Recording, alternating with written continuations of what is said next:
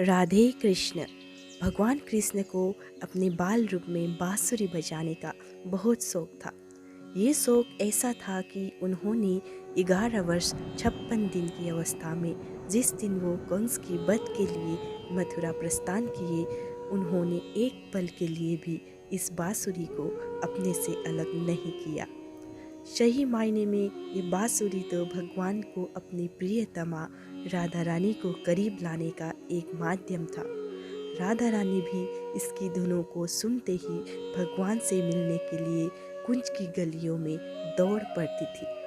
मथुरा जाते समय जब भगवान राधा रानी से मिले तो उन्होंने वृंदावन में आखिरी बार बांसुरी बजाई और राधा रानी से विदा लेने के बाद उन्होंने बांसुरी बजाना छोड़ दिया।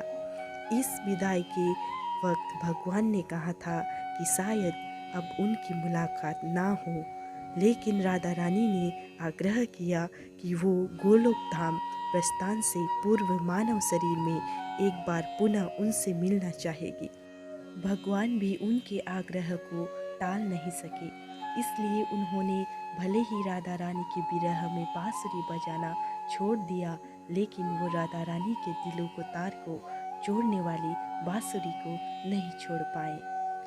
उसके बाद 100 साल तक भगवान श्री कृष्ण और राधा रानी की मुलाकात नहीं हुई, और जब 100 साल बाद आखिरी मुलाकात द्वारका में भगवान से हुई तो उन्होंने बताया कि धरती से प्रस्थान का समय आ गया है। भगवान ने उन्हें रोकने का प्रयास किया, यहाँ तक कि भगवान के आग्रह पर राधा रानी कुछ दिनों देविका के रूप में द्वारका में रही, लेकिन राधा रानी ने कहा कि गोलोक धाम में कुछ कार्य शेष है और उन्हें पूरा करना जरूरी है। इस आग्रह को भगवान टाल न सके। फिर राधा रानी के आग्रह पर भगवान ने आखिरी बार बांसुरी बजाई, लेकिन जैसे ही भगवान ने बांसुरी बजाना शुरू किया, राधा रानी इस नश्वर शरीर का त्याग कर गोलोक धाम प्रस्थान कर गई। भगवान भी उन्हें जाते देखकर बहुत दुखी हुए और उनके विरह को बर्दाश्त नहीं कर पाए। उन्होंने उसी पल बांसुरी को तोड़कर झाड़ियों में फेंक दिया।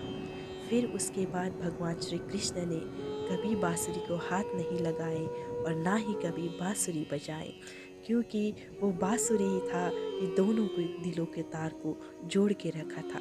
भले ही भगवान श्री कृष्ण राधा रानी से दूर थे, अलग थे, लेकिन वो बांसुरी था जिसके कारण भगवान श्री कृष्ण हमेशा राधा रानी को अपने पास पाते थे।